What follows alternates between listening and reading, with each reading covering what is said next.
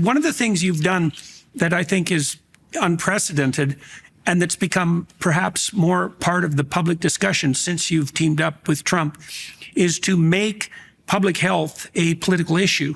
And so you talked about the public health crisis, and maybe you could lay out the dimensions of that crisis. I mean, I know there's an obesity epidemic, there's a diabetes epidemic. These are very, very serious problems.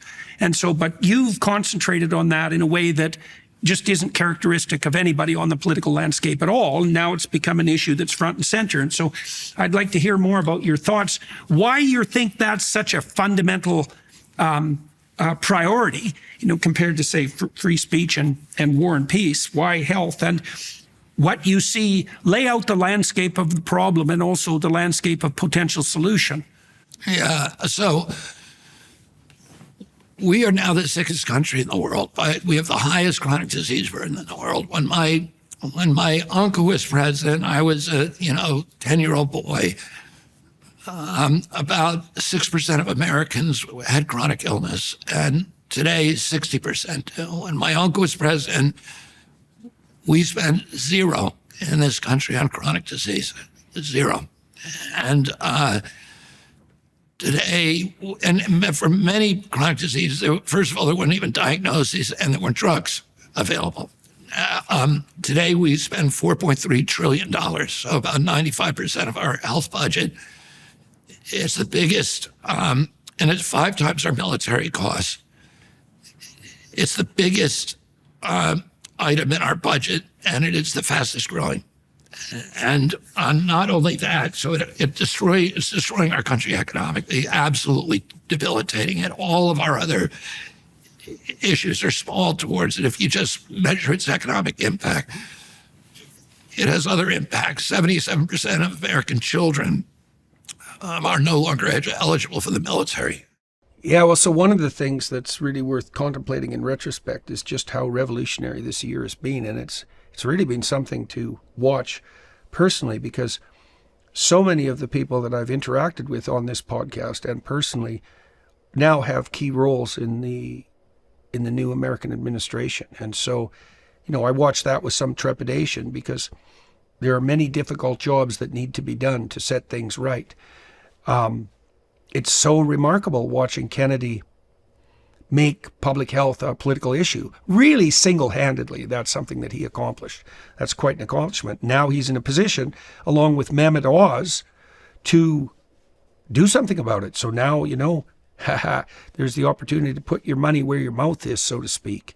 And they have an unparalleled opportunity with Trump and the public goodwill that surrounds the new administration to make some real changes.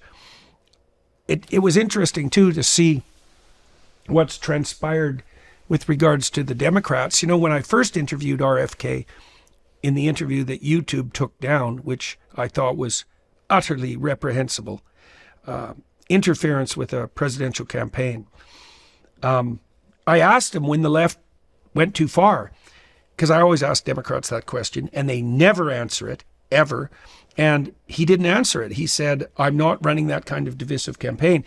In this interview, I asked him the same question. And I think it's fair to say that in the aftermath of Kennedy's truncated run for presidency, he's never stopped talking about when the left goes too far. Right. And the Democrats are really going to have to contend with that, because they made a large number of extremely large errors. And I'm hoping they have enough residual expertise in leadership somewhere in the ranks of the party to reconstitute themselves, because happy as I am that this remarkable band of Avengers has assembled themselves around Trump, we know perfectly well from our long history in democratic countries that the good guys need an opposition too, because if they don't have an opposition, they quickly turn into the bad guys. And it's highly probable that happens to everyone, because power is a extraordinarily tempting elixir, you might say. And so I'm hoping that the Democrats transform themselves back into a party that could serve as intelligent opposition to the Trump crowd. The Democrats have been whining madly and publicly about the fact that the sneaky conservatives captured the new media and which I think is absolutely hilarious because there was no capture. There were just people like Rogan and the other podcasters who sort of assembled in his wake, myself included, who just started enterprises on a shoestring and said what we believed to be the truth and interviewed people without any tricks. And the Democrats could have had a part of that because a bunch of us, and I do believe that included Rogan at the time, but it certainly included many of the other major podcast figures. We invited all the Democrats to come and talk to us multiple times. We got to them all through channels that they were communicating with because I knew people who were integrally situated within the Democrat hierarchy. And we repeatedly offered to talk to them. And the offers are genuine and in some ways risk-free. Like if you come on my podcast and you don't like the outcome, you can just scrap the podcast. Like no one's ever done that, but that is a genuine offer I make to my guests. And if they say something they regret, I also tell them, well, we're not here to play some gotcha game. If you say something the day later you think it was stupid, tell us. And if you want us to remove 40 things, it's like, that's not going to happen. We'll just scrap the podcast. But if it's one or two things that you misspoke about, well, then we'll take them out. Now, I believe only one person has taken us up on that offer about one thing they said, but it's a genuine offer. The Democrats would talk to me behind the scenes, the senators and the congressmen whom I've met, and that's many of them, but they'd never talk to me publicly. And so, what I heard someone on CNN say, well, the Democrats, they said, we need our own Rogan. And I thought, you guys had Rogan, you dimwits. Like Joe Rogan is not your father's Republican. He interviewed Bernie Sanders like 4 years ago because he voted for Bernie. That's not a Republican thing to do, in case you hadn't noticed. And both Rogan and Sanders himself got nothing but pilloried by the woke cancel mob for doing that. And so the Democrat failure on the new social media front is 100% their fault.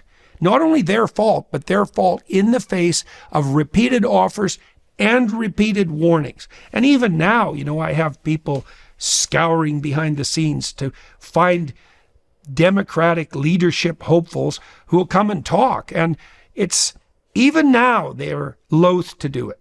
They're loath to do it. It's like, hey, have it your way. Your legacy media allies have radically done themselves in, as you noticed, and you have nowhere to turn except to your own media infrastructure, which doesn't exist, or to the podcast mob. But their invitation is open and you refuse it. So don't be whining about the fact that the new media is captured by the conservatives. Jesus, you handed it to them on a silver platter. And you still haven't learned.